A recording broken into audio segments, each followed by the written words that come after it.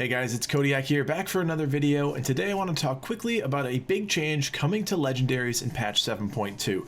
Now, none of these changes are final, they are still in the testing phase of the PTR, so this is not the law, this is not exactly what may be happening in patch 7.2, but it is a good indication of how legendaries are going to get a slight retuning in 7.2. But that slight retuning is actually going to make a big impact on the community. So let's just read through this blue post that was posted on Friday on MMO Champion. Blizzard said in an upcoming PTR patch you will see adjustments to a number of legendary items. These changes can be categorized into about 4 sections here. Added throughput effects to legendaries with non-throughput bonuses or only occasionally throughput benefits. Added extra secondary stats to non-throughput legendaries where that makes more sense than to add throughput to a legendary effect itself. Improvements to legendaries whose design isn't working well in gameplay, and number tuning to bring the throughput benefits of other legendaries in line with each other. Now, the major takeaway from this is that Blizzard is adding throughput, and what they mean by throughput is the damage potential of a given piece of loot. Now, some items, specifically legendaries that are utility based, do not have as much throughput as they should, such as a Cephas's Secret. Now, a lot of people love the Pride as legendary because of the shield, but that does not necessarily mean it has the throughput to make it ideal in every raiding situation. Their goal for this is to basically take these situational legendaries, rework the tuning, rework the secondary stats, and in some cases add stats to items to bring them more closely together. Now, if you think of a spectrum here, you've got some of your quote-unquote worst legendaries and your some quote-unquote best legendaries. Their goal here is to shrink the gap, the power gap, if you will, between all of these legendary items and bring them in line with each other. Now, we don't know how many of these are going to change, but let's just look at some of the examples here. The first example they give is the Promise of Elune, the Moon Goddess. This is a balanced druid legendary. Now, the boots grant a utility healing effect via casting Lunar Strike and Solar Wrath.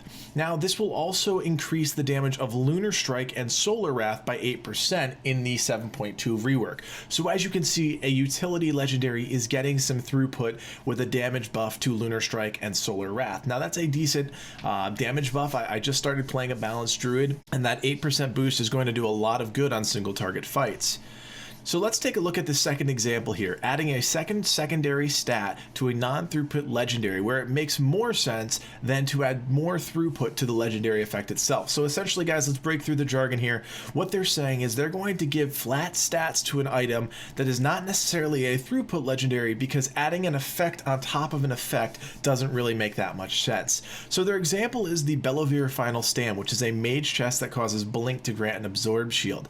That item is now going to have a third secondary stat, and that's going to allow for a little bit more consideration when a mage is choosing his gear set. They didn't want to give Blink an added effect to make it part of the DPS rotation, which I think is a good move, but that secondary stat, as we've seen, is so valuable in Legion. There are going to be some head scratching and definitely some questions and simming going on once these items and these adjustments have been made to see really what is going to give you the best DPS boost. Now, looking at the third example here, improvements to legendaries whose design isn't working well in gameplay.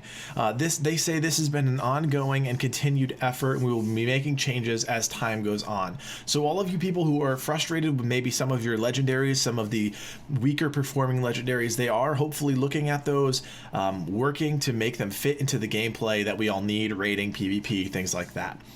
And then finally, their fourth example here, numbers tuning to bring the throughput benefits of other legendaries more in line with each other. Now, this is exactly what I was talking about with the spectrum. They're trying to make legendaries with throughput benefits closer together so that there isn't such a range of great legendaries and not so great legendaries. This is some really cool stuff, guys. They're making some big changes to the legendary system that will hopefully be more in line with the community, what we come to expect from balance and things like that.